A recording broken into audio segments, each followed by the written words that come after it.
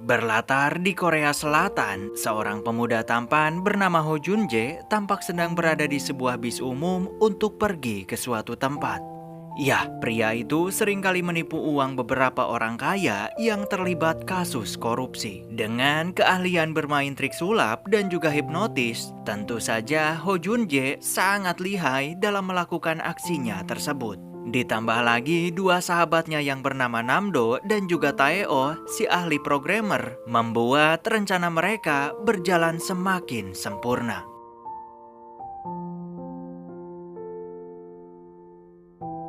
Usai berhasil mendapatkan uang yang cukup banyak, mereka bertiga lalu berpisah untuk pergi berlibur ke luar negeri. Ho Jun-jae kemudian memutuskan untuk pergi liburan ke Spanyol. Namun saat Jun-jae lagi menikmati udara pagi yang segar di tepi pantai, tanpa ia sadari ternyata seorang putri duyung tengah asik berenang tepat di belakangnya.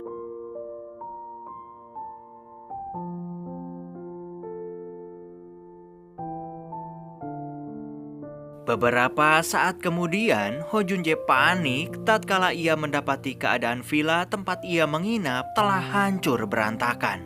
Jun-jae begitu terkejut saat ia melihat seorang perempuan yang sedang bersembunyi di balik baju miliknya. Karena wanita itu telah mengacak-ngacak tempat tersebut, Ho Jun-jae pun berupaya untuk menangkapnya. Setelah beberapa kali mendapat perlawanan, akhirnya Jun-jae berhasil meringkus gadis itu. Ya, gadis cantik itu rupanya adalah seorang putri duyung yang tengah terdampar dan juga kelaparan. Jun-jae yang menganggap gadis itu tidak waras, ia pun segera menyerahkannya kepada polisi. Setelah polisi membawa duyung itu pergi, Jun-jae begitu terkejut saat ia menyadari bahwa gadis itu ternyata memakai gelang giok yang bernilai miliaran rupiah. Alhasil, ia pun seketika berubah pikiran dan langsung pergi ke polsek untuk menjemput gadis itu. Ho Jun-jae juga membelikan pakaian serta sepatu untuknya. Tentu saja semua perlakuan baiknya itu hanya tipuan semata, agar ia bisa mencuri gelang giok gadis tersebut.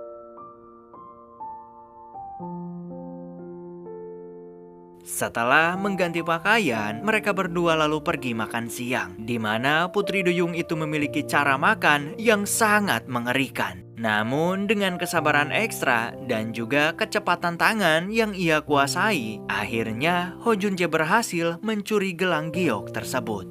Usai merampas gelangnya, Jun-jae kemudian pergi meninggalkan gadis itu sendirian. Putri duyung yang malang tersebut tetap setia menunggu Ho Jun-jae datang, meskipun hari sudah larut malam.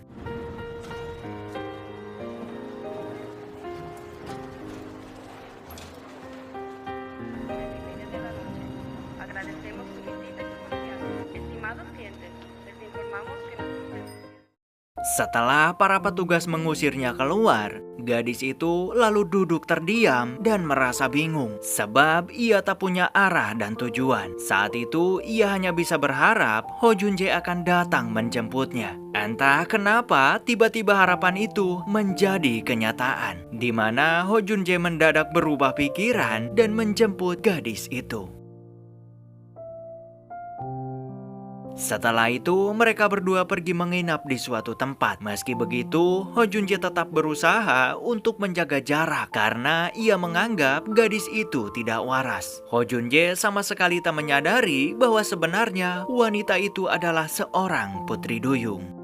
Di sisi lain, korban yang telah ditipu oleh Jun-jae dan kawan-kawan merasa tak terima karena mereka telah merampas sejumlah uang miliknya. Alhasil, beliau pun menyuruh anak buahnya untuk segera menangkap Ho Jun-jae dan kedua sahabatnya tersebut hidup ataupun mati.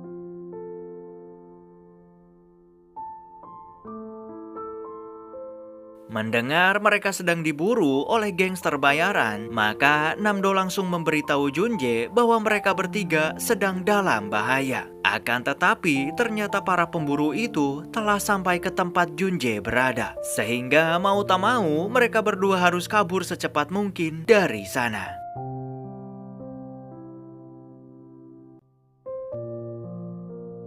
Usai melakukan pelarian yang sangat melelahkan, akhirnya Junje terpojok dan menyerah. Melihat Junje dalam bahaya, gadis Putri Duyung itu lantas mengejar mereka dengan menggunakan sepeda untuk menyelamatkan Ho Junje.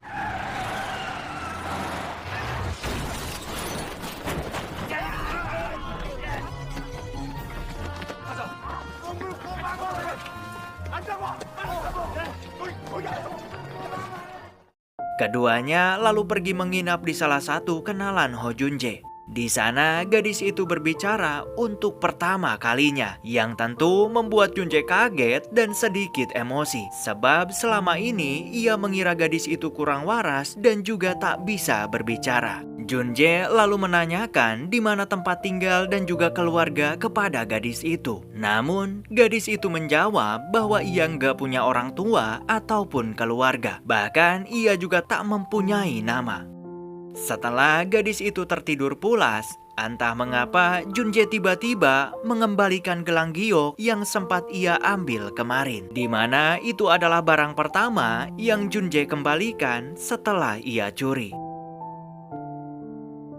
Esok harinya, Ho Junje mengajak gadis itu untuk pergi ke ujung dunia, atau lebih tepatnya di mercusuar Hercules. Ternyata Junje bukan tanpa alasan ia memilih untuk berlibur ke Spanyol. Rupanya 10 tahun lalu Junje kehilangan sang ibu di tempat tersebut. Ia selalu mendatangi tempat itu dengan harapan bisa bertemu dengan ibunya. Tak lama kemudian, para gangster kembali datang untuk menangkap Ho Junje. Sekali lagi, Junje harus terpojok dan tak punya pilihan lain selain menyerah saja. Namun, secara mengejutkan, gadis itu tiba-tiba memegang tangan Junje dan terjun bebas ke dalam laut. Ketika Junje tenggelam di dalam air, ia baru menyadari bahwa gadis itu adalah seorang putri duyung. Namun sayangnya, gadis itu akan menghapus ingatan Junje tentang mereka berdua. Ternyata putri duyung memiliki kemampuan khusus, di mana mereka mampu menghapus ingatan manusia hanya dengan menyentuhnya. Beberapa saat kemudian, Ho Junje terbangun dengan keadaan basah kuyup. Ia lalu kebingungan saat melihat gelang giok yang terpasang di tangannya. Junje benar-benar tak ingat apapun, khususnya momen indah dan menegangkan yang telah ia lalui bersama putri duyung tersebut. Singkat cerita, Junje kembali pulang ke Korea. Kepulangannya tentu membuat Namdo kaget sekaligus bahagia. Sebab Namdo tak menyangka Junje bisa kembali pulang dengan keadaan hidup-hidup.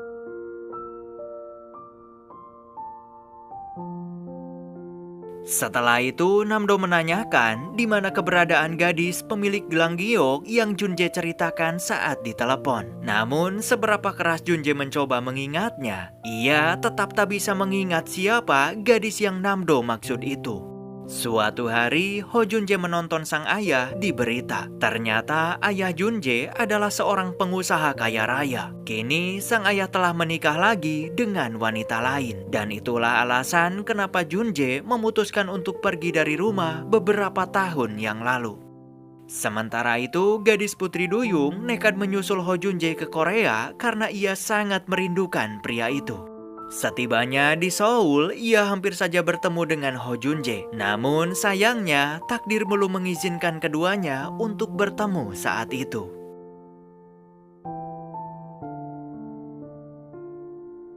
Berjalan tanpa uang dan makanan membuat gadis duyung itu hidup layaknya gelandangan. Beruntung seorang bocil baik hati mau berbagi makanan dengannya. Tak hanya itu, ia juga bertemu dengan seorang tunawisma saat memungut pakaian bekas dari tempat sampah. Yah, si bocil baik hati dan wanita pemungut sampah itu, mereka berdua adalah teman pertama yang gadis duyung itu kenal di Seoul. Esok harinya, si Ah datang membawa makanan untuk Ho Junje. Beliau adalah teman Junje saat kuliah dulu. Yang sampai detik ini, si Ah sangat menyukai pria itu. Entah kenapa saat Junje menyantap makanan yang si Ah bawa tersebut, ia seketika teringat dengan pasakan sang ibu. Sebab rasa pasakan tersebut memiliki rasa yang sangat mirip dengan buatan ibunya. Beberapa saat kemudian, Junje tak sengaja bertemu dengan si gadis duyung yang sedang berenang menangkap ikan di akuarium. Awalnya, Junje menganggap wanita itu hanya seorang pemain sirkus biasa. Namun, Junje seketika begitu terkejut tatkala Namdo mengirimkan foto mereka saat sedang di Spanyol bulan lalu. Usai melihat gambar tersebut, Junje pun langsung berlari menghampiri gadis itu. Junje lalu bertanya apakah mereka berdua saling mengenal sebelumnya, sebab mereka pernah berfoto bersama saat di Spanyol beberapa waktu yang lalu. Dan anehnya, Junje sama sekali tak ingat apapun tentang gadis itu. Mendengar pertanyaan Junje tersebut, gadis itu pun hanya bisa terdiam. Jelas hal itu membuat Junje kesal dan langsung meninggalkan gadis itu. Namun entah kenapa putri duyung tersebut selalu mengikuti Ho Junje kemanapun pria itu pergi. Malam harinya, gadis duyung itu begitu ketakutan saat melihat kembang api, di mana ia menganggap bahwa kilauan cahaya di atas langit adalah senjata dari musuh. Lantas, Junje mencoba menenangkan gadis itu yang tampak sangat ketakutan.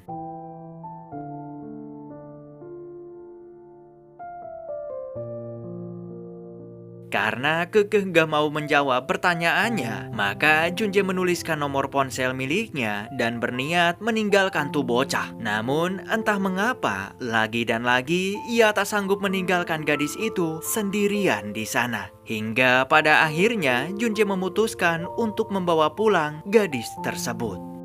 Setibanya di rumah, kelakuan aneh perempuan itu membuat kedua sahabatnya merasa terheran-heran sekaligus ketakutan. Setelah situasinya agak tenang, Junje lalu memberikan nama Simchong untuk gadis itu, yang mana arti dari kata Simchong adalah sangat bodoh. 나 마음에 들어 심청이. 좋아. Malam itu, Simchong tidur di kamar loteng tepat di atas kamarnya Ho Junje. Dan hampir sepanjang malam, Simchong terus membuat kegaduhan.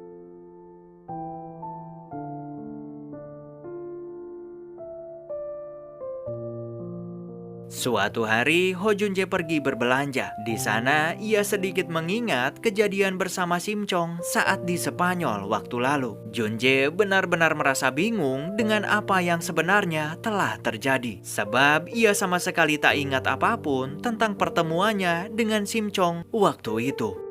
Ketika hendak pulang, Namdo lalu menyuruh Junje agar jangan dulu pulang ke rumah. Karena saat itu, seorang penjahat bernama Madeyong telah membunuh tetangga mereka. Berhubung mereka bertiga juga komplotan penipu, maka akan sangat lebih baik jika mereka menghindar saja dari hadapan polisi. Namun, Junje yang khawatir karena Simchong sendirian di rumah, ia pun langsung tancap gas dan menerobos para petugas yang sedang berjaga. Beruntung, Junje datang di saat yang tepat, di mana Madeyong yang menyamar sebagai polisi hampir saja mencelakai Simchong. Setelah itu, Ho Junje menegur Simchong karena telah membuka pintu untuk orang asing, di mana hal itu sangatlah berbahaya.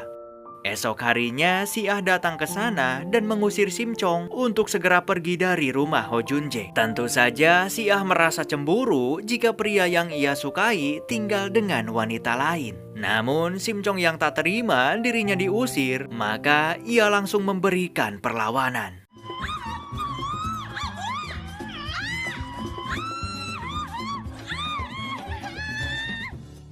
Usai keributan tersebut, Ho Junje lalu memberikan sebuah ponsel dan juga kartu transportasi umum kepada Simchong. Ia menyuruh gadis itu agar segera angkat kaki dari rumahnya. Simchong kemudian mengatakan ia akan pergi dengan satu syarat. Jika nanti salju pertama telah turun, maka Ho Junje harus menemuinya di sebuah gedung. Awalnya, Ho Junje menolak. Namun karena Simchong berjanji akan mengatakan sesuatu di sana, maka Ho Junje pun setuju.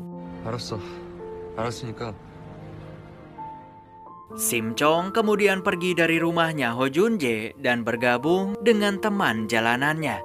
Di sana, Sim Chong berusaha mendapat uang dengan bekerja menyebarkan brosur di jalan. Akan tetapi, ternyata Ho Jun Jae tidak benar-benar membiarkan gadis itu sendirian. Bahkan secara diam-diam, ia membayar beberapa orang untuk menerima brosur yang Sim Chong bagikan.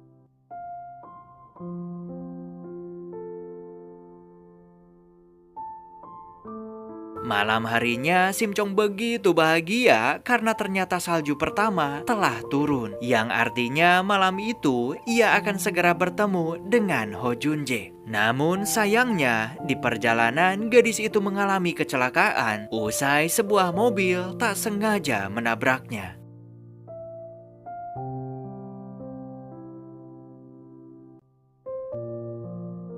Beberapa saat kemudian, Ho Jun Jae begitu panik saat ia melihat ponsel milik Sim Chong tergeletak di jalan. Menyadari telah terjadi sesuatu kepada gadis itu, Ho Jun Jae langsung buru-buru pergi ke rumah sakit dan mencari keberadaannya. Usai mencari kesana kemari, perasaan Jun Jae begitu hancur tatkala ia mendapati Sim Chong sedang terbaring lemah dan tak sadarkan diri.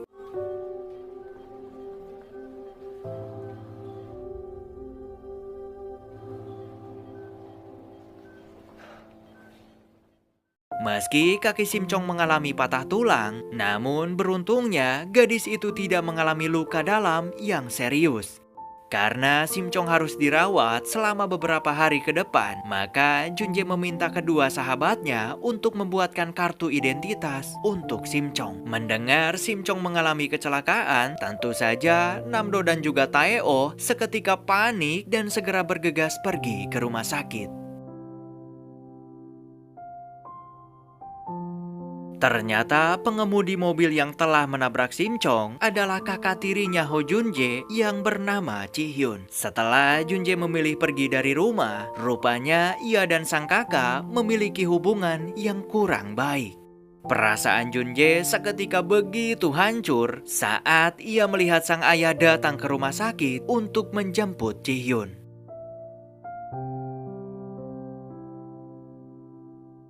Esok harinya, Sim Chong menghampiri seorang ibu-ibu yang sedang menangis terseduh-seduh karena putrinya baru saja meninggal dunia. Melihat kesedihan itu, Sim Chong lantas menawarkan diri dan mengatakan bahwa ia bisa menghapus sebagian ingatan dari seseorang. Sim Chong akan menghapus ingatan tentang putrinya tersebut supaya si ibu bisa hidup bahagia. Namun ternyata si ibu itu menolak sebab ia tak ingin melupakan kenangan indah dengan putrinya yang telah mereka lalui bersama-sama. Meski perpisahan selalu menyakitkan, namun beliau tak mau melupakan semua itu sebagai bentuk rasa sayangnya kepada almarhum putrinya. Beberapa hari kemudian, Sim Chong sudah bisa diizinkan pulang. Dokter mengatakan bahwa sebuah keajaiban telah terjadi, di mana gadis itu bisa sembuh jauh lebih cepat daripada waktu yang seharusnya. Bahkan dokter itu sampai kebingungan karena Sim Chong udah bisa berlari dan juga melompat hanya dalam waktu seminggu. Setelah keluar dari rumah sakit, Jun Jae lalu mengajak Sim Chong untuk bermain ski sebab mereka telah melewatkan untuk menikmati salju pertama yang turun malam itu.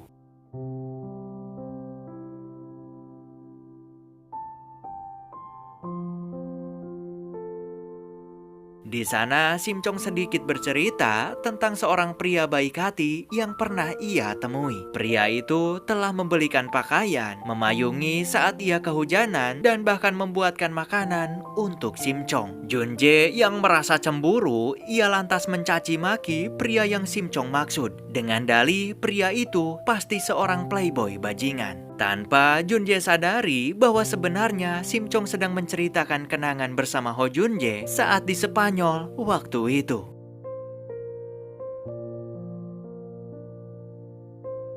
Karena takut Sim Chong kenapa-napa, maka Jun Jae kembali membawa Sim Chong pulang ke rumahnya. Malam itu ia nggak bisa tidur semalaman karena merasa penasaran siapakah pria yang Simcong ceritakan tadi. Ia lalu memanggil Simcong agar turun sebentar. Junjae kemudian bertanya, apakah sampai saat ini Simcong masih sering bertemu dengan pria playboy itu? Simcong lantas menjawab bahwa mereka berdua masih berhubungan baik hingga detik ini. Jelas jawaban itu membuat Ho Junjae semakin kesal dan langsung menyuruh Simcong agar segera naik ke kamarnya.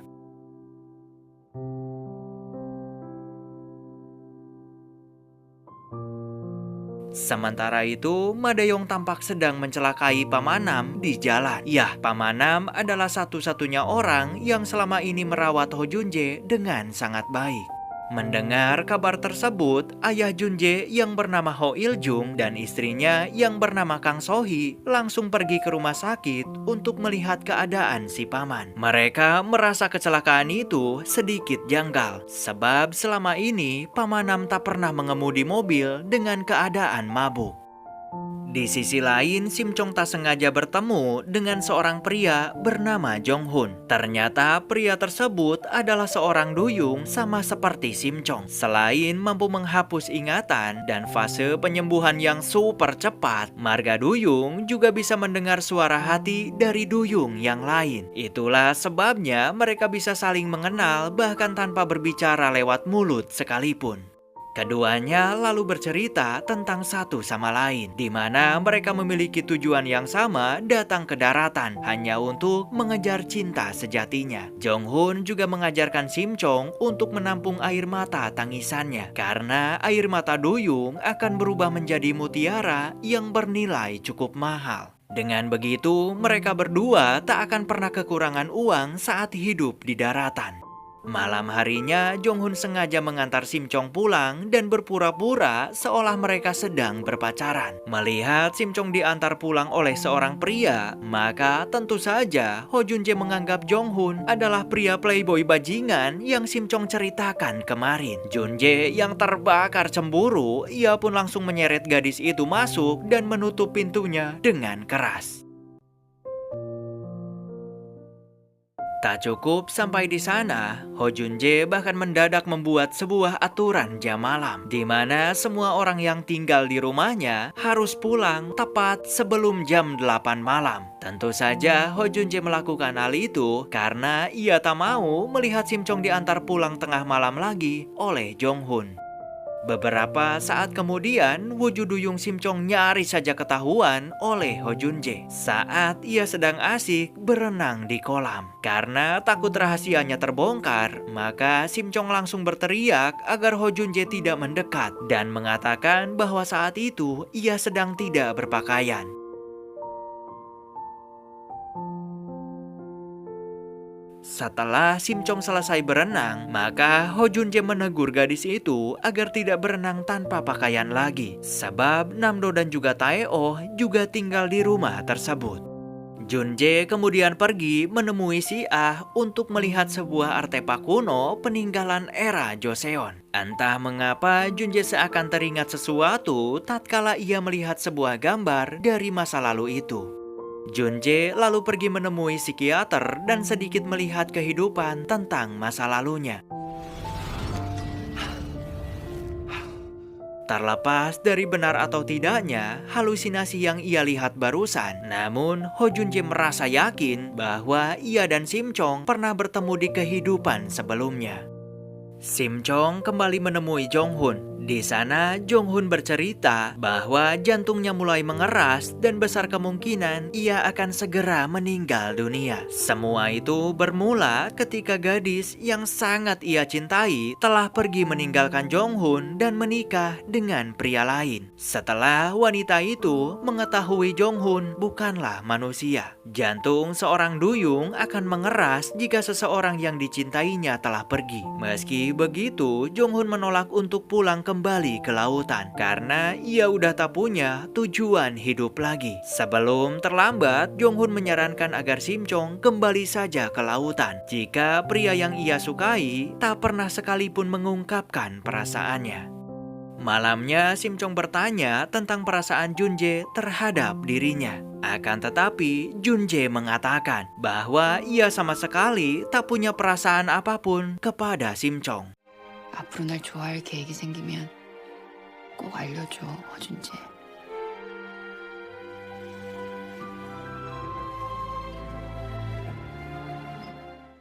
Beberapa hari kemudian, Simchong mendapat kabar buruk di mana Jonghoon telah meninggal akibat serangan jantung. Meski telah lama berpisah, namun ternyata mantan pacar Jonghoon datang dan menangis terseduh-seduh usai pria itu telah tiada.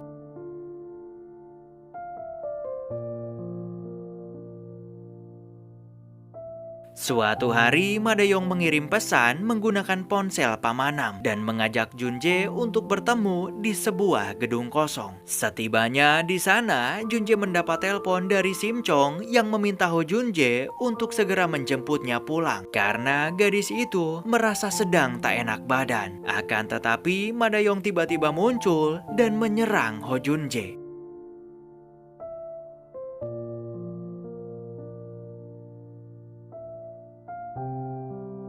Saat Junjae lagi terpojok, beruntung taksi yang ia pesan datang di waktu yang tepat, sehingga Madeyong pun langsung kabur dari sana.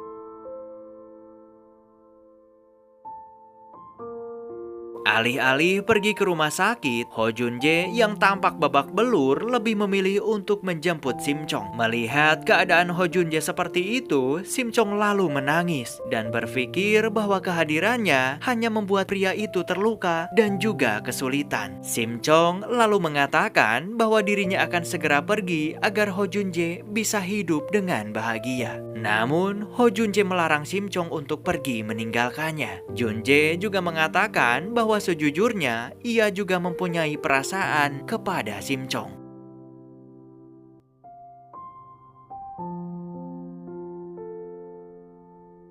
Saat itu, tiba-tiba Ho Junjae mendadak pingsan dan membuat Simchong begitu panik. Junjae lalu bermimpi bertemu dengan seorang pria dari era Joseon yang sangat mirip dengan dirinya sendiri. Pria itu mengatakan bahwa Ho Junjae adalah reinkarnasi dari dirinya. Ia juga berpesan agar Ho Junjae selalu melindungi gadis itu, sebab banyak sekali orang jahat yang akan mencelakainya. Tak lama kemudian, Ho Junjae kembali tersadar dan Simchong langsung memeluk pria itu.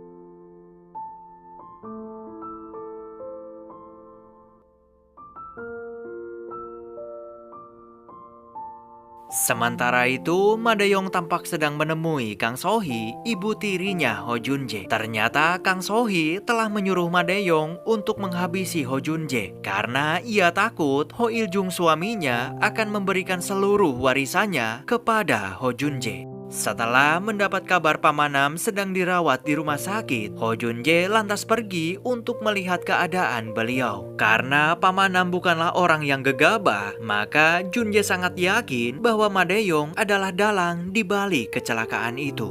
Namun saat Junjae hendak pulang, ia tak sengaja bertemu dengan sang ayah yang baru saja selesai memeriksa matanya karena penglihatan beliau mulai memburuk. Sang ayah kemudian bertanya kenapa Junjae tak pernah pulang ke rumah. Dengan keadaan sang ayah yang mulai sakit-sakitan, maka beliau meminta Junjae untuk pulang dan mewarisi seluruh harta dan juga aset miliknya. Akan tetapi, Ho Junjae menolak. Mau sampai kapanpun, ia tak akan pernah bisa melupakan bagaimana rasa sakitnya ketika dulu sang ayah menelantarkan dirinya dan lebih menyayangi Jaehyun.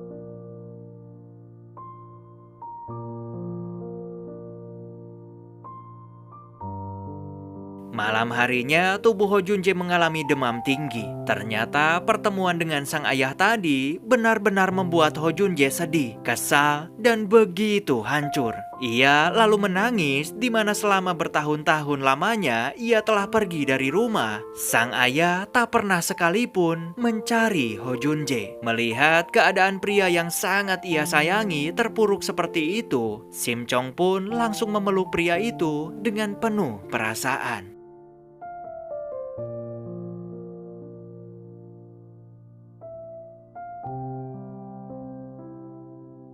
Beberapa hari kemudian, Namdo memberikan sebuah mutiara yang telah diam-diam ia ambil dari Simchong. Karena fisik yang kuat dan tingkah laku Simchong yang super aneh, maka Namdo menyuruh Junje agar mengingat bagaimana cara mereka berdua bisa bertemu di Spanyol waktu itu. Sebab Namdo merasa Simchong bukanlah manusia biasa. Suatu hari, Junje dan kawan-kawan membawa Simchong untuk menipu target mereka. Tanpa Ho Junje sadari, ternyata sang ibu yang selama ini ia cari-cari ternyata bekerja sebagai pembantu di rumah tersebut. Di tengah Junje dan kawan-kawan sedang menjalankan aksinya, tiba-tiba si Ah datang ke sana karena rupanya rumah itu adalah kakak iparnya si Ah. Melihat timnya dalam bahaya, Tae-oh langsung bergerak cepat dan membawa si Ah pergi dari sana.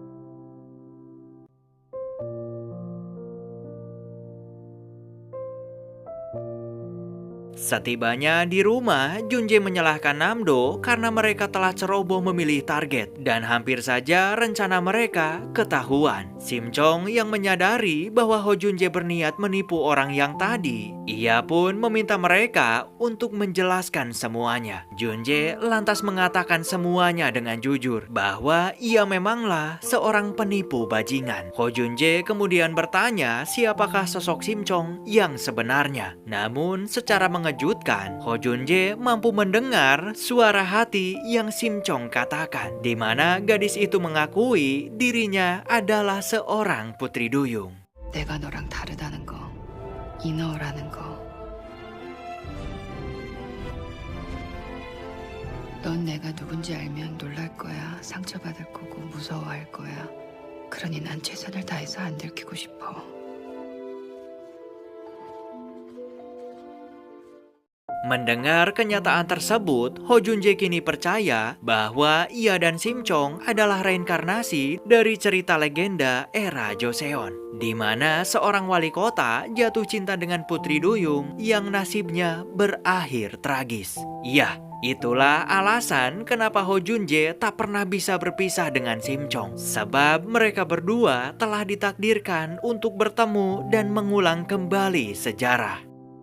Usai dibohongi oleh Ho Junje, Simchong yang merasa kecewa, ia kemudian kabur dari rumah dan bertemu dengan Ji-hyun di jalan. Karena kekeh tak mau pulang, Ji-hyun lalu mengantar Simchong untuk bermalam di sauna. Beberapa saat kemudian, Ho Junje datang untuk menjemput Simchong pulang. Namun, ia tampak emosi tatkala melihat Ji-hyun yang juga berada di sana. Ji-hyun lantas memberitahu Ho Junje bahwa mata sang ayah mengalami katarak. Keduanya lalu berdebat di mana Junje menyalahkan Ji-hyun karena si kakak tak bisa menjaga ayahnya dengan baik.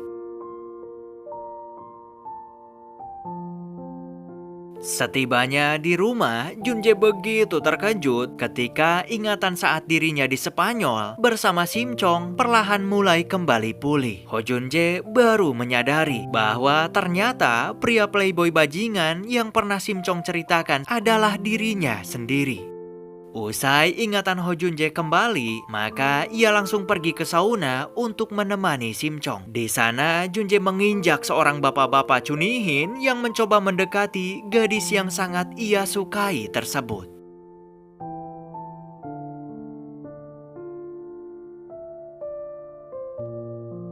Semenjak hari itu, sikap Ho Junje pun mendadak berubah dan menjadi super protektif kepada Simchong. Bahkan ia beberapa kali berusaha menjauhkan Simchong dari air karena takut gadis itu berubah menjadi duyung di tempat umum. Junje dan kedua sahabatnya lantas membujuk Simchong agar mau pulang ke rumah. Namun Simchong mengatakan ia bersedia kembali pulang ke rumah dengan satu syarat, yaitu Ho Junje harus berjanji tidak akan pernah melakukan penipuan lagi kepada siapapun. Karena tak punya pilihan lain, akhirnya Ho Junje berjanji di mana ia akan pensiun dari pekerjaannya tersebut.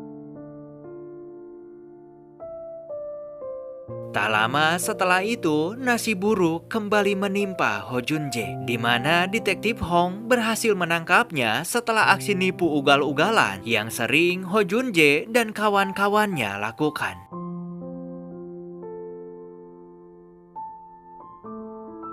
Di perjalanan, Ho Jun-jae begitu panik ketika Sim Chong menghubunginya dan bilang bahwa ia sedang dibawa oleh seorang pria tak dikenal. Mendengar hal itu, Jun-jae lantas meminta bantuan detektif Hong agar menyelamatkan gadis itu karena Ma De-yong pasti telah menculiknya. Rupanya Ma De-yong membawa Sim Chong ke sebuah bangunan kosong. Di sana Ma De-yong juga menyiapkan satu tong air karena ia ingin membuktikan kebenaran. Sebab hampir setiap hari Ma De-yong selalu bermimpi seolah pernah hidup di zaman Joseon dan melihat Putri Duyung yang wajahnya sangat mirip dengan Sim Chong. Akan tetapi, Ma De-yong mendadak ketakutan di saat Sim Chong mengatakan bahwa seorang Putri Duyung mampu menghapus ingatan seseorang. Beruntung Ho Jun-jae datang di waktu yang tepat, sehingga pria bajingan itu langsung buru-buru pergi dari sana. Ho Jun-jae lalu memeluk gadis itu dan meminta maaf karena ia datang terlambat. Melihat ada satu tong air di sana, Ho Jun-jae seketika menyadari bahwa Ma De-yong juga telah mengetahui Sim Chong adalah seorang Putri Duyung.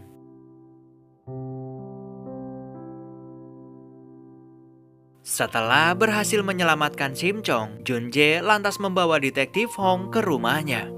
Ho Jun-jae mencoba bernegosiasi dengan si detektif, di mana ia akan bekerja sama untuk membantu menangkap Ma De-yong yang merupakan target utama polisi. Terlebih, pihak kepolisian juga tak bisa menangkap Jun-jae dan kawan-kawan, karena tak ada satupun korbannya yang mau menuntut, sebab mereka hanya menipu uang dari hasil koruptor.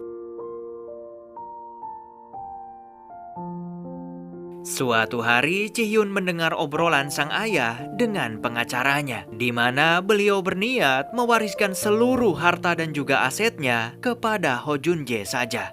Ji-hyun yang merasa kecewa, ia pun menanyakan siapakah sosok ayah yang asli kepada sang ibu. Namun, sang ibu mengatakan Ji-hyun harus menunggu saat yang tepat untuk mengetahuinya. Iya, ternyata selama ini ayah kandung Ji-hyun adalah Ma De-yong. Kang So-hee telah membuat sebuah rencana untuk merampas semua harta milik Ho Il-jung. Ia juga sengaja memberikan obat agar mata suaminya itu perlahan tak bisa melihat. Sementara Ma De-yong ditugaskan untuk melenyapkan nyawa Ho Jun-jae agar rencana mereka berjalan dengan mulus. Sedangkan di sisi lain, Ho Jun-jae kembali mengalami mimpi buruk tentang kisah cinta yang berakhir tragis di kehidupan sebelumnya. Melihat keadaan Ho Jun-jae seperti itu, Sim Chong pun lalu mencoba untuk menenangkannya.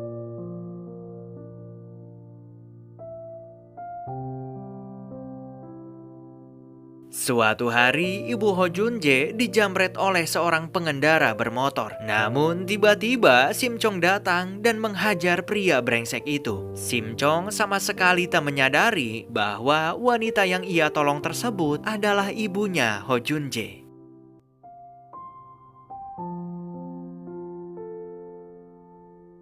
Karena penglihatan Ho Il-jung semakin memburuk, maka beliau pun terpeleset dan jatuh dari atas tangga. Melihat hal itu, Ji-hyun segera membawa sang ayah ke rumah sakit. Namun perasaan Ji-hyun begitu hancur ketika mendengar sang ayah terus memanggil-manggil nama Ho Jun-jae.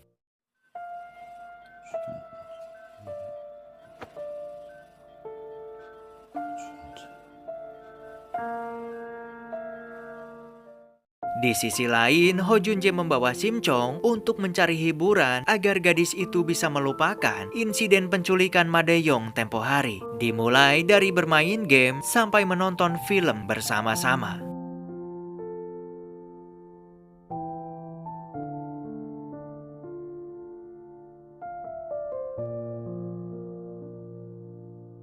Ho Junjae juga meminta Sim Chong untuk berjanji agar tetap hidup bahagia meskipun Ho Junjae tak ada di sampingnya. Namun, Sim Chong menolak. Ia mengatakan bahwa dirinya akan selalu bersama Ho Junjae, baik hidup ataupun mati.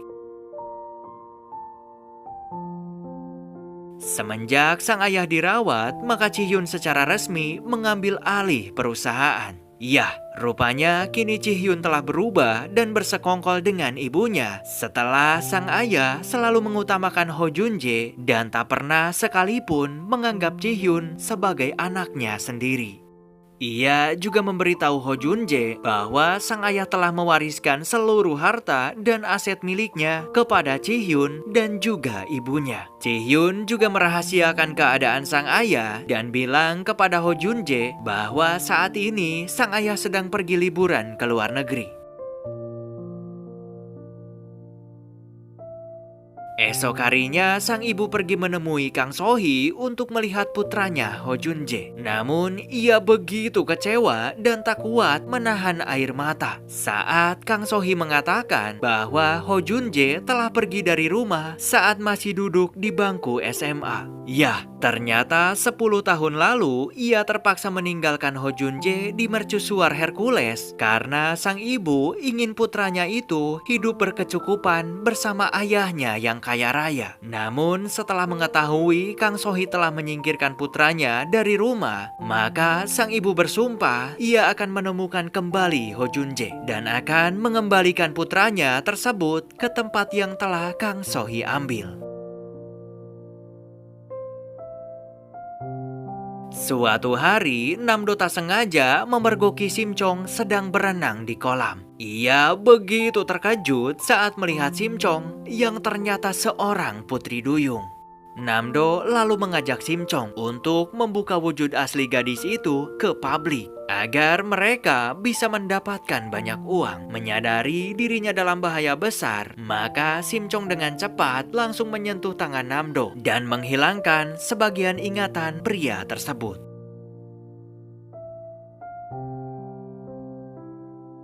Malamnya, Ho Junjae mendengar suara hati Sim Chong, di mana alasan gadis itu tak mau berjanji karena jantung seorang duyung akan mengeras dan berhenti berdetak jika seseorang yang ia cintai telah mati ataupun pergi meninggalkannya. Mendengar kenyataan itu, akhirnya Ho Junjae pun mengakui bahwa selama ini ia mampu mendengar suara hati Sim Chong. Ho Junjae juga telah mengingat semua kejadian saat di Spanyol waktu itu. 넌 어디서부터 어디까지 알고 있는 건데? 처음부터 어디서 왔는지 다 안다고? 알아. 혼자 있을 때 손잡아준 날라리, 라면 끓여준 또라이, 비 올 때 우산 씌워준 미친놈 다 나잖아. 바다에 빠진 나 살려주고 기억을 지운 이너도 그게 다 기억이 난다고? 그래. Setelah itu, Ho Junjae membawa Sim Chong melihat sebuah lukisan dari era Joseon, di mana ia menceritakan kisah seorang pria dalam gambar tersebut yang juga pernah menjalin hubungan cinta dengan seorang putri duyung. Namun, Ho Junjae berbohong dan mengatakan bahwa pria itu hidup bahagia dan memiliki banyak anak, yang pada kenyataannya kisah cinta mereka berakhir tragis di dalam lautan. Suatu malam, Sim Chong merasa bersedih karena ia tak bisa berjalan bersama Ho Junjae di bawah guyuran air hujan. Tak menyerah begitu aja, Junjae lantas membawakan sepatu boot dan juga payung agar gadis itu tidak bersedih lagi.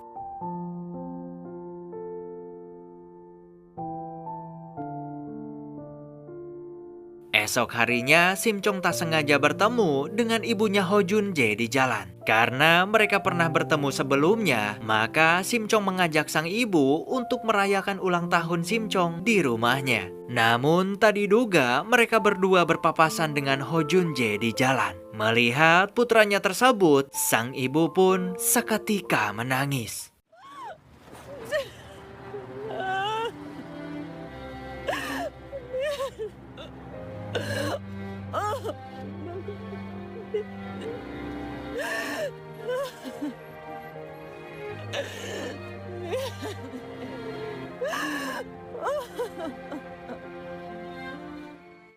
Sang ibu lalu bertanya kenapa Junje kabur dari rumah. Junje kemudian menjawab bahwa ia pergi dari rumah karena ingin mencari sang ibu. Selama bertahun-tahun Junje berusaha mencarinya. Akan tetapi ia tak pernah bisa menemukan sang ibu dimanapun. Hingga Ho Junje hampir menyerah dan menganggap sang ibu telah meninggal. Mendengar cerita putranya tersebut, sang ibu pun tak bisa berhenti menangis sambil terus meminta maaf.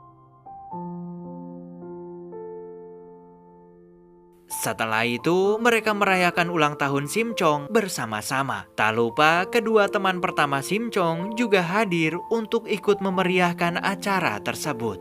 Hubungan Simchong dan sang ibu juga semakin dekat. Tingkah laku polos dan juga baik hati dari gadis itu membuat sang ibu percaya untuk mengizinkan Simchong untuk menjadi pendamping hidup Ho Junje putranya. Di sisi lain, Ji-hyun sedang berbohong kepada sang ayah, di mana ia mengatakan bahwa Ho Junje menolak untuk menjenguk sang ayah yang sedang sakit. Ia juga menceritakan pekerjaan Ho Junje yang sering melakukan penipuan kepada orang-orang. Esok harinya, Ho Junje datang ke kantor untuk menemui ayahnya. Namun, Ji-hyun bilang bahwa sang ayah masih belum pulang dari luar negeri. Merasa ada yang tak beres, maka Ho Junje dan kawan-kawan langsung bergerak cepat untuk menerobos masuk ke rumah sang ayah dengan menyamar sebagai tukang pembasmi serangga. Setibanya di rumah, Namdo bertugas untuk mengalihkan perhatian seorang pembantu di sana. Tae-oh bertugas mematikan kamera pengawas dan Ho Junje mengamankan beberapa barang mencurigakan sambil mencari keberadaan sang ayah.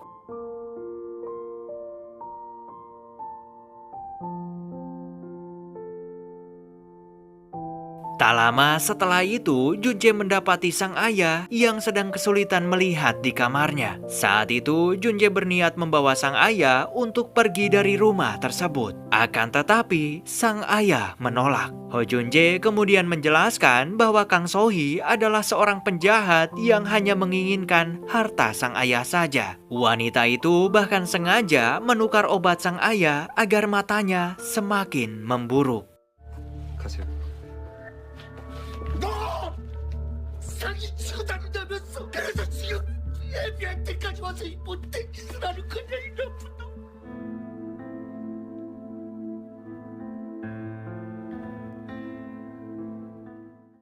Sementara itu, Simchong kembali diburu oleh Madeyong. Simchong yang udah terpojok, ia pun menarik tangan pria itu dan menghapus total seluruh ingatannya. Dalam ingatan Madeyong, Simchong melihat sebuah kenyataan pahit yang telah terjadi ratusan tahun yang lalu, di mana kisah cinta seorang pria dan putri duyung yang Ho Junje ceritakan tempo hari ternyata berakhir menyedihkan.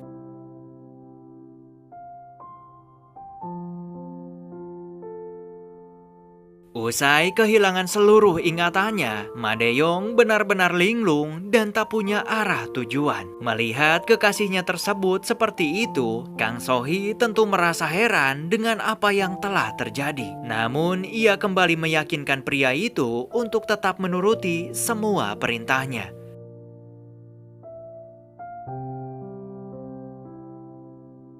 Esok harinya, Junje menggampar Ji-hyun karena telah merahasiakan keadaan sang ayah darinya. Ia juga menyuruh Ji-hyun untuk menghentikan semua rencana busuk ibunya tersebut. Jika tidak, maka Ho Junje akan menghabisi mereka berdua.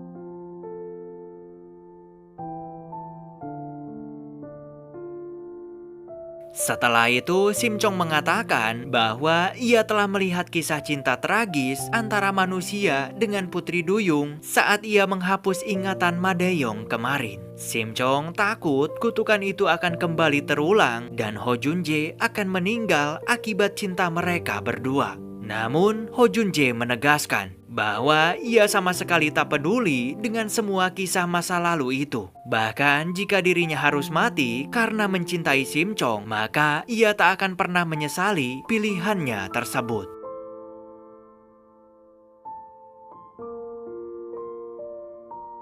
Perkataan Ho Jun-jae malam itu ternyata membuat sang ayah sedikit berhati-hati dengan istrinya. Bahkan ia membuang obat mata yang Kang Sohee berikan. Akan tetapi, sayangnya Kang Sohee rupanya menyadari hal itu.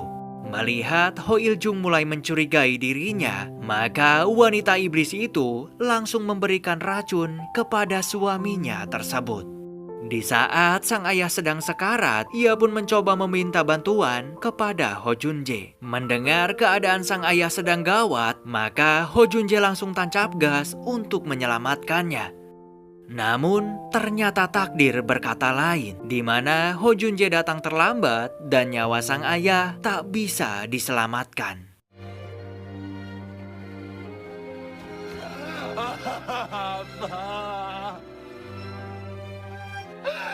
아직 아니에요, 아버지. 아빠 미안.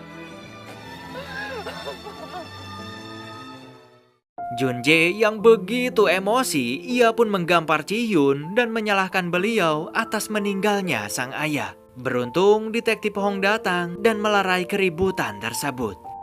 Kehilangan sosok sang ayah tentu membuat Ho Jun-jae begitu terpukul. Ia lantas menyalahkan dirinya sendiri karena tak bisa menyelamatkan nyawa sang ayah. Melihat keadaan Jun-jae sedang terpuruk seperti itu, Sim Chong lalu memeluk pria itu untuk menenangkannya.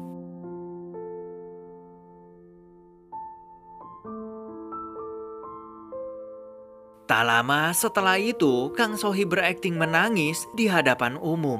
Mereka bahkan bersikeras menolak permintaan Ho Jun-jae yang ingin melakukan otopsi kepada jasad sang ayah. Tentu saja kedua manusia berhati iblis itu takut jika perbuatan busuknya sampai terbongkar. Setelah itu, Ho Jun-jae memberitahu sang ibu bahwa ayahnya telah tiada. Mendengar kabar tersebut, sang ibu lalu menangis. Meski pria itu telah memilih wanita lain, namun sosok Ho Il-jung tetaplah ayah kandung bagi Ho Jun-jae putranya.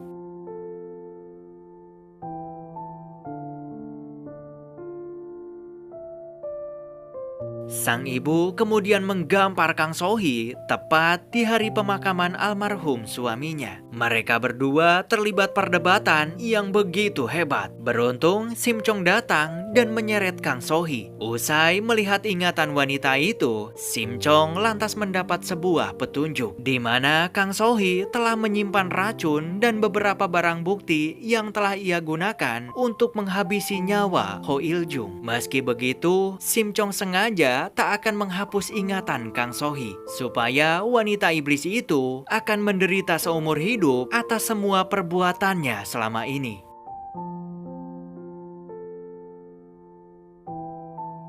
Mereka lalu bergegas mencari semua bukti tersebut. Dengan bantuan detektif Hong, maka semua barang yang telah Kang Sohee sembunyikan berhasil diamankan polisi. Dan tak lama setelah itu, Kang Sohee pun resmi ditangkap. 당신들은 나한테 실수하는 거야. 저 사람한테 이러면 무사할 것 같아? 지훈아! 변호사 불러 빨라! 지훈아! 변호사한테 연락해! Akan tetapi, pengacara Kang Sohee berhasil melakukan pembelaan. Sebab semua bukti yang polisi dapatkan adalah bukti yang tidak langsung. Dikarenakan tak ada bukti yang cukup kuat, maka Kang Sohee pun kembali dibebaskan. Setelah itu, Ji-hyun mencoba mengajak Nam-do untuk bekerja sama. Ji-hyun berjanji ia akan memberikan imbalan yang sangat besar jika Nam-do bersedia membantu dirinya. Tentu saja Nam-do tak bisa menolak ajakan yang sangat menggiurkan tersebut. Ia kemudian pergi memukul Ho Jun-jae dan menyekap sahabatnya itu. Usai berhasil membuat Ho Jun-jae tak berdaya, maka Kang Sohee pun menunjukkan sosok iblis yang sebenarnya. Wanita itu juga mengakui semua rencana busuk yang telah ia lakukan selama 17 tahun lamanya. Akan tetapi, ternyata Kang Sohee sama sekali tak menyadari bahwa Nam-do dan juga Ho Jun-jae rupanya telah membuat sebuah jebakan. 누가 할라 했어? 나와! 뭐야 이거? 뭐야?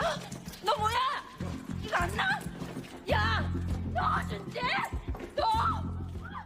Melihat sang ibu ditangkap, Ji-hyun lalu mengamuk dan menembak Ho Jun-jae. Namun tiba-tiba Sim Chong berlari dan berusaha untuk melindunginya. Alhasil gadis itu pun dilarikan ke rumah sakit dalam keadaan kritis.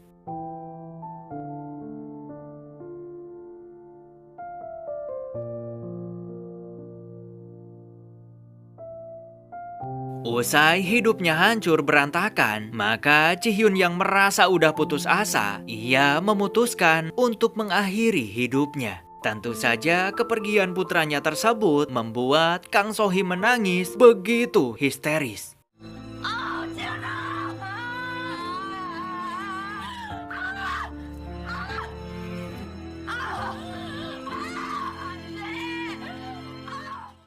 Sementara itu, di rumah sakit, operasi Sim Chong berjalan lancar. Dokter bahkan sampai geleng-geleng kepala karena dengan luka separah itu, kebanyakan orang tak akan bisa selamat.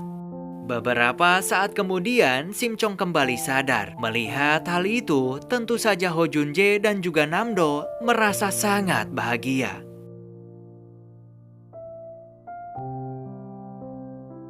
Esok harinya, Ho Jun-jae dan detektif Hong berhasil menjebak Ma De-yong. Alhasil, pria itu pun tak bisa berkutik saat polisi meringkusnya.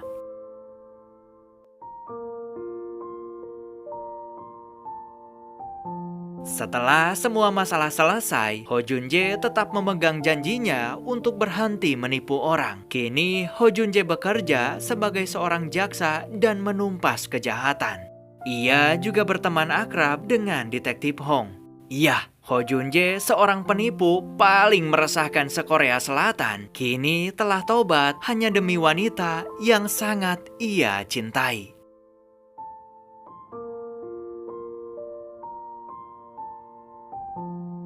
Dan film pun selesai.